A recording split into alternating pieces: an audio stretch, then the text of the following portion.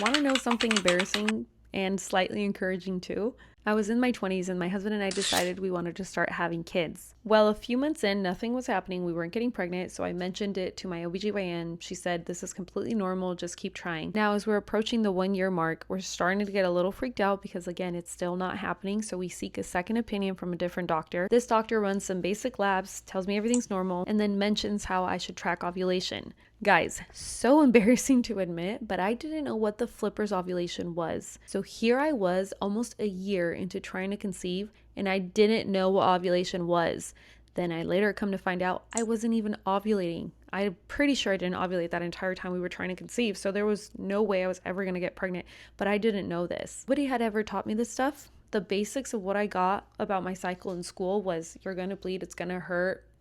That was pretty much it. There was no actual education when it came to teaching you about what your cycle is, and there sure as heck wasn't anything about what to do once you want to get pregnant. So anyway, the slightly encouraging part is that I was completely oblivious to how my body functioned and what it did on a month-to-month basis. This was about 6 years ago, and now I opened up my own clinic and I help women with their fertility and their hormones, which is crazy because I feel like the most unqualified person to do this. So all that to say, I did create a guide called Are You Ovulating? So if you need a little help trying to figure out if you're ovulating or not, wherever you are at in your journey, comment ovulate and I can send you the guide. If you don't know me, my name's Stephanie. I'm a functional nutrition counselor, again, helping women with fertility and hormones. I post content regarding my story because that's a big part of why I'm here. And I also post content regarding women's health because, again, I don't think we're taught enough about it. So if you're into that, make sure to be following along.